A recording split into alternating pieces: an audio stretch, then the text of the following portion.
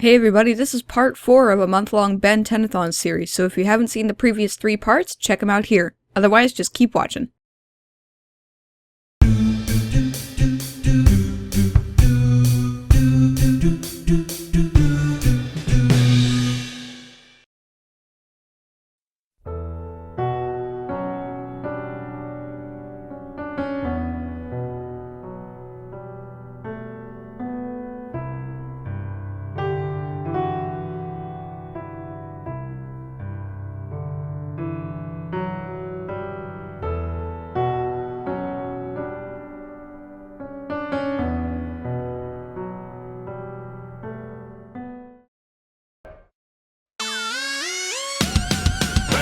He's a kid and he wants to have fun.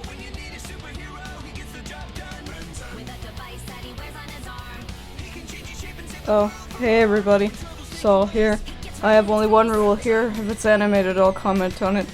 And, you know, I am so depressed right now. Like, this business with the Omnitrix is just so fucking ridiculous. Like, all my life, I've dreamed of being a superhero, just being special enough to possess powers that would be worthy to protect the Earth from bad guys and various disasters and everything. And I thought I finally had my chance with this Omnitrix, but, you know, whoever controls my fate must have been having a great big-ass laugh when they're like, hey, let's make her Omnitrix not work! It's like some kind of big, sick joke on me. I don't even know what I did, but... And speaking of sick jokes... Ben 10 Omniverse. Whoopee, Sol's history book time. Okay, so Ben 10 Omniverse was the 4th series in the Ben 10 franchise, created by Man of Action and produced by Cartoon Network Studios, and it aired from 2012 to 2014 on Cartoon Network, with a total of 80 episodes that were 22 minutes long. That's all there is to say about that. So, I guess it's time for me to shut my curtains and curl up in my blanket and just cry until the sun blows up. But, you know, I guess I also have a job to do too, so let's dive right in and take a look at Ben 10 Omniverse. Oh, I wish I could be that positive all the time.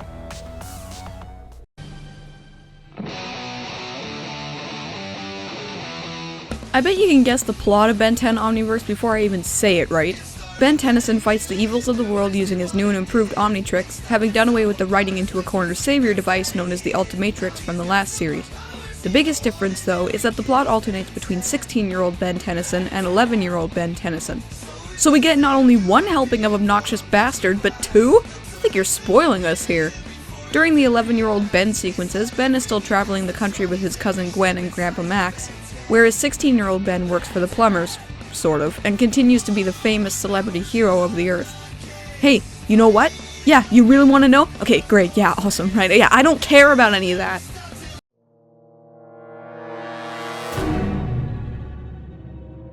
Right, yeah, characters. Okay, right, yeah, alright, let's get a move on and look at them.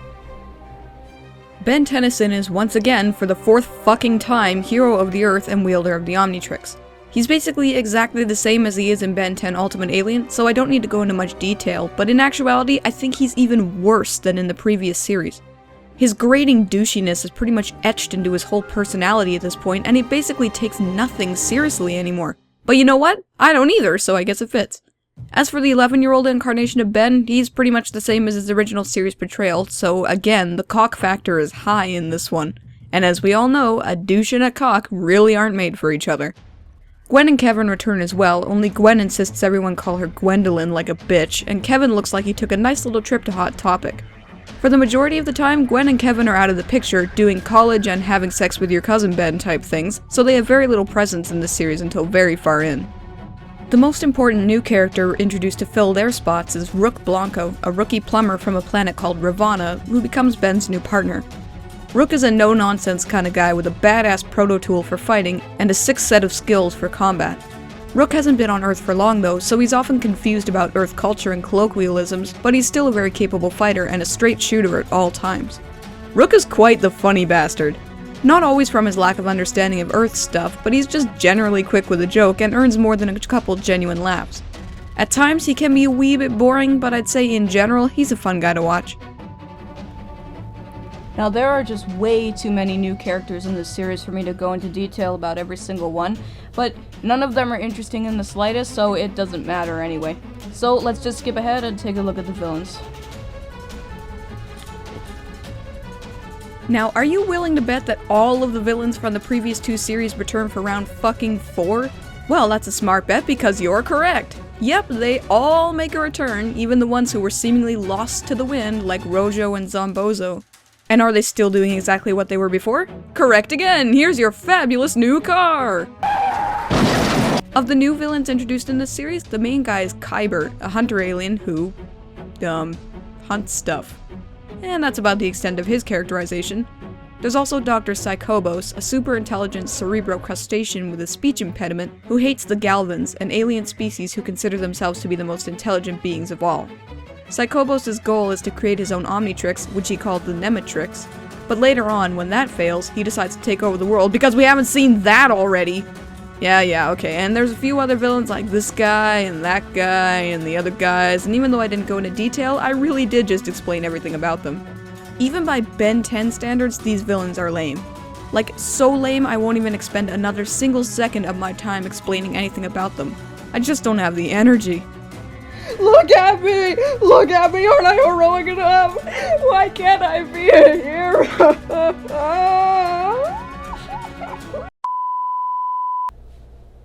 Yes, the good things in this series need to be mentioned as well, don't they? So, let's take a look at them.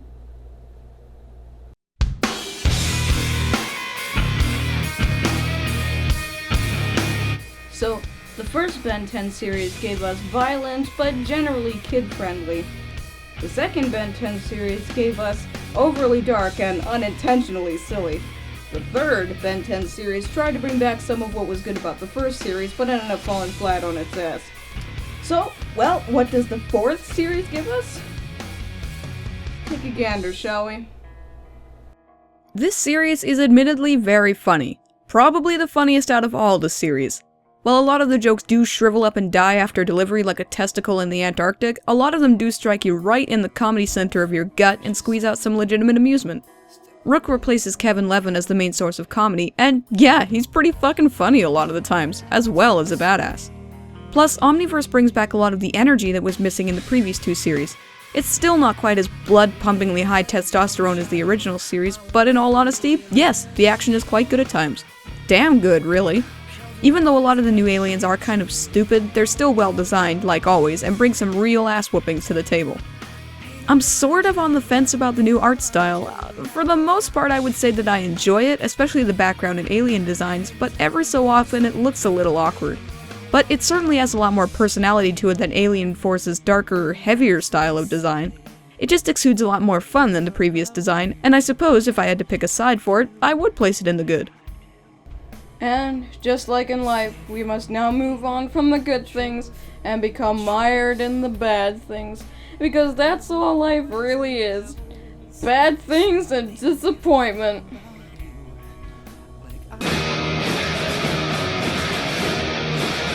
And this Omnitrix business has just seriously thrown me off my game. Like, I can't even get pleasure from knowing that I get to insult somebody else's hard work. I'm still gonna do it though, don't get me wrong. At this point in the Ben 10 franchise, I would rather eat a cinder block, kick a puppy, molest a dolphin, jump off a train, moon the president, shit on my doorstep, stick my hand in a blender, and adopt 2 albino wolverines than give a toss about anything going on in the plot. I just feel like an abused lover now, in that I keep expecting the series to get better, but instead of getting better, it just slugs me in the chest and leaves me to wheeze. I've said repeatedly that what the Ben 10 franchise lacks above all else is consequence, in that nothing that happens ever sticks around for more than 20 minutes, and Omniverse does absolutely nothing to break that mold. With all the new villains and all the new settings and all the new, well, just everything, it pisses me off that the creators wasted their time extending their action figure line instead of giving these characters some real motivations or backstories or anything to make them even one speck of interesting. I spent hours expecting everything and ended up with less than nothing. All I can think about when I think about how much time I invested into this series is just, well, I'm roughly 586 minutes closer to my death now. I know that sounds grim, but it's not like the story or the characters were doing anything to deter me from that line of thinking, so I really have no choice. Last thing here is just that this series started adding cartoon sound effects to pretty much everything. If there's one way to yank someone straight out of a fight sequence, it's cartoon sound effects.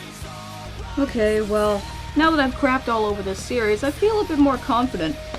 Maybe I can actually, steel myself to poke my head back outside and gaze upon the light of day once again. While I prepare myself to do that, let's take a look at my least favorite and my favorite episodes, because it's gonna require some preparation. So I'm just gonna skip the preamble this time. My least favorite episode is Collect This. The plot of this episode is, yeah, I honestly have no fucking idea. It has something to do with an imitation Ben Tennyson who stars in a TV show and a guy named Collectimus who collects the Earth because the fake Ben 10 signed it, and god damn it, I feel like a fucking moron just talking about this. The premise alone makes this episode my least favorite, because when I can't even grasp the basic plot structure, you know you've done something wrong. Okay, I know I can do this. Alright, let me just quickly go over my favorite episode in the series before I do the undoable. My favorite episode in this series is And Then There Were None. This episode involves a Ben Tennyson from an alternate reality who never received an Omnitrix. The villain Eon and Vilgax team up to plunge every Ben Tennyson into non-existence so that they're free to take over the universe, and they do so by getting help from some evil Ben Tennysons from different realities. Where do I begin with why this episode is my favorite? For one, the threat is a serious one for once, as in literally every single Ben in existence gets wiped out, and you get to see every second of it. It's glorious! Plus, the idea that in some universes, Ben became a villainous asshole instead of just a regular one is a cool concept, although you barely get any information on any of them. It's just a neat concept with some good execution, and it's one of the only times in this series that I've been thinking, good job guys, you didn't blow it.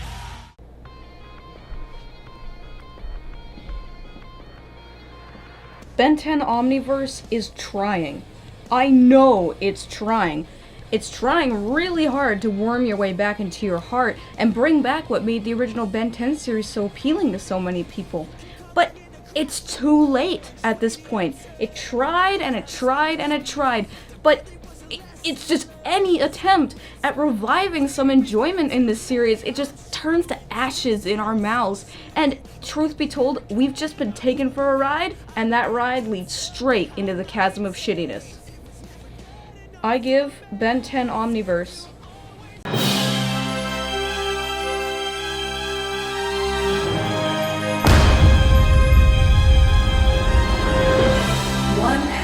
eyes out of 5. So, Ben 10 Omniverse. Is it watchable? I would say if you are fine with having headache-inducing frustration from all the lack of tension and suspense in the series, then I suppose so, but otherwise, absolutely not. Is it enjoyable? Well, I mean, if you just want to laugh a little bit and just determinedly ignore how serious the Ben 10 franchise was taking itself less than 5 years prior to this series, then yeah, possibly. Is it memorable? Oh, it certainly is, because I still have the nightmares. Now then, my spiel is over. There's nothing left to say. So I think now that I've got a bit of my confidence back, I'm gonna go stare forlornly at a lake like I'd originally planned to do. Because I have had enough of all of this Ben 10 nonsense.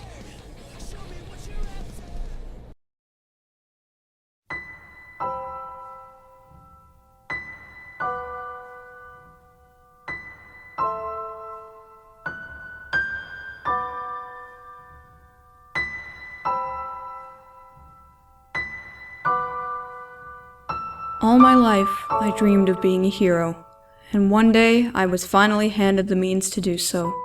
And yet, for whatever reason, I am not a hero. Why is that? Why can I not be the hero I want to be? Is it that I didn't wish hard enough?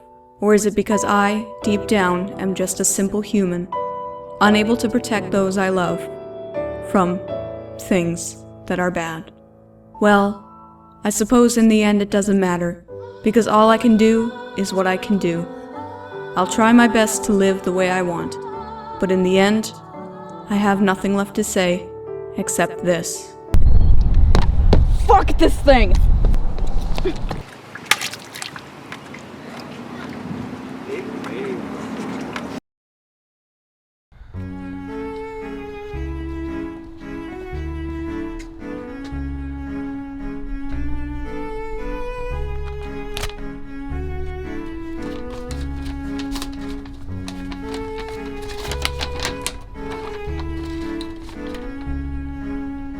Dear Sol, we're sorry we missed you. We came to your planet to accept refund for the defective Omnitrix we gave you. However, our planet exists roughly 15 trillion light years away from the planet Earth, so we will be arriving in 15 trillion years. Please have your receipt ready. Regards, the Galvins.